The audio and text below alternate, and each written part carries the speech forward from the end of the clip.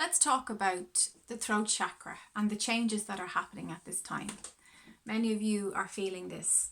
There's a tension or a restriction in your throat because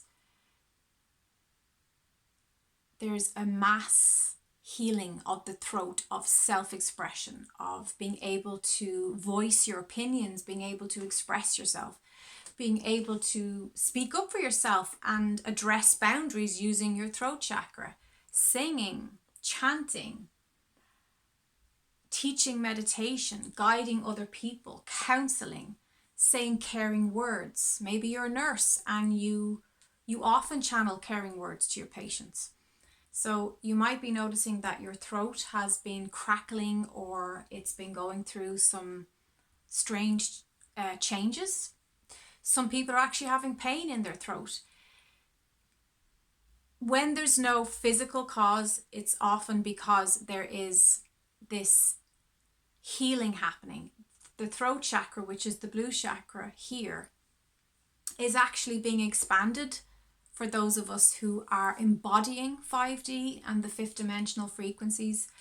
And it's like all the years of being trapped and stuck in the 3D. The throat was in a cage. It was enclosed.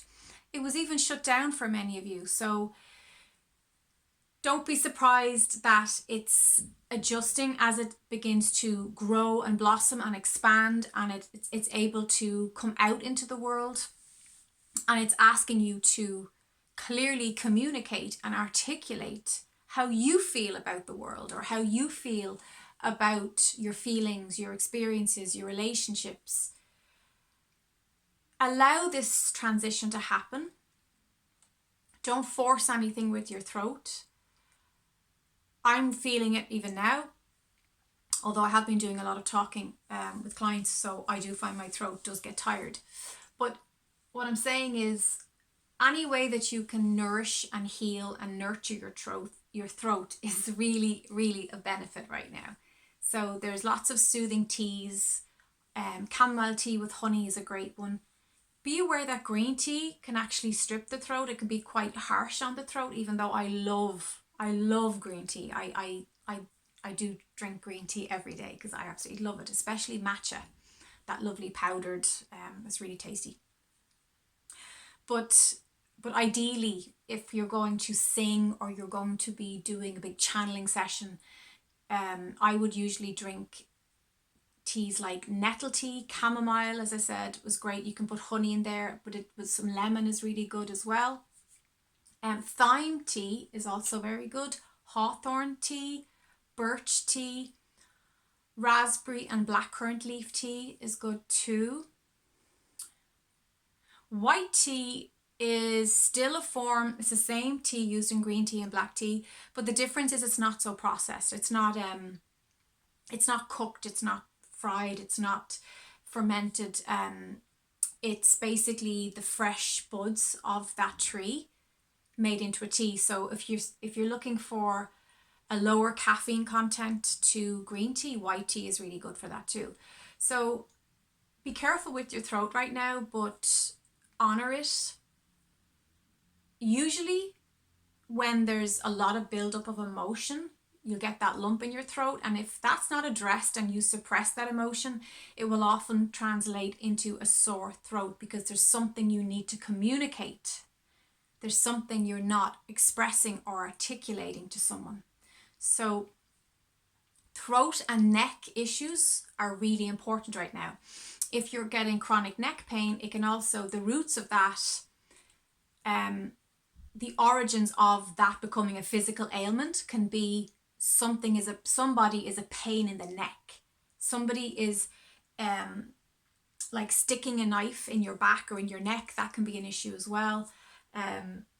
This is the original thought forms of what causes it to become physical. When it does move through the layers of the aura, the different bodies, the different etheric bodies, eventually it goes into the physical body, and then it manifests as a sore throat or a sore neck.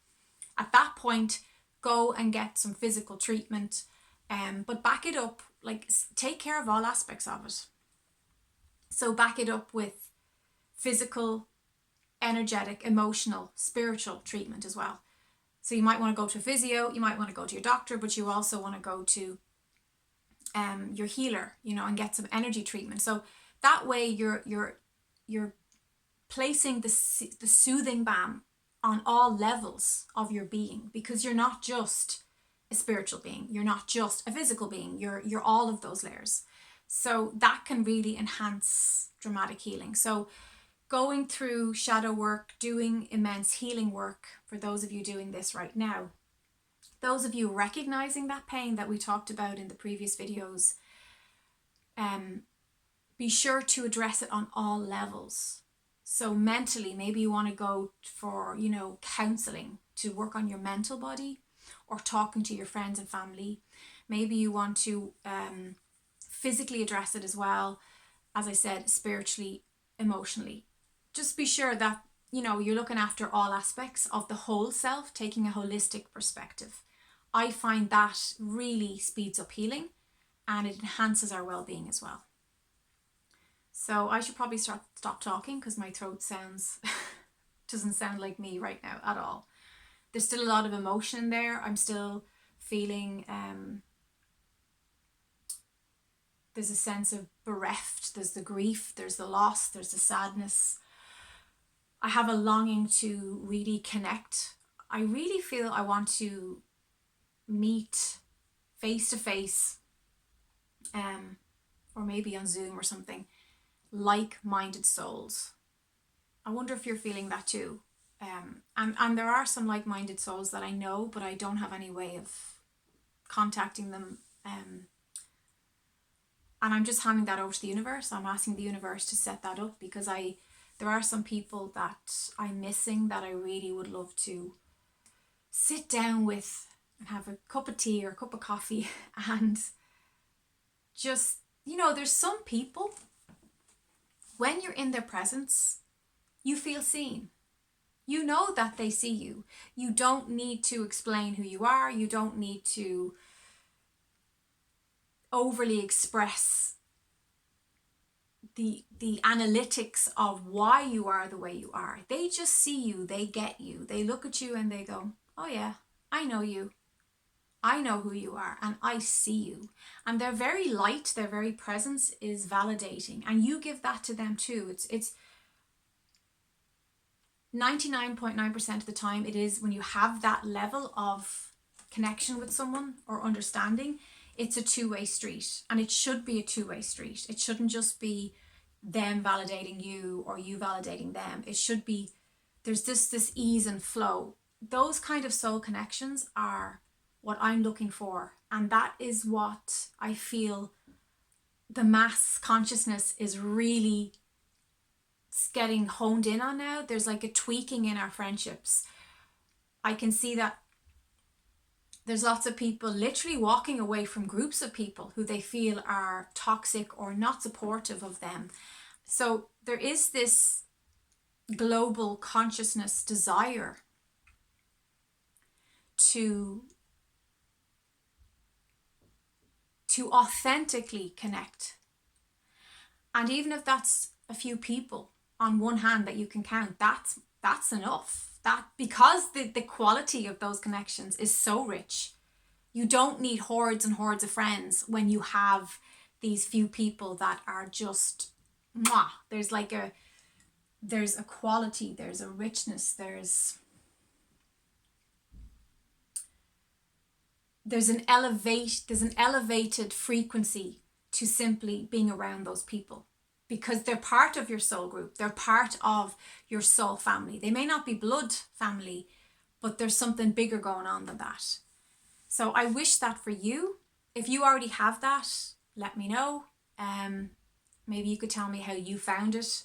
I have it with a few people, and I'm so grateful for those people. You know who you are.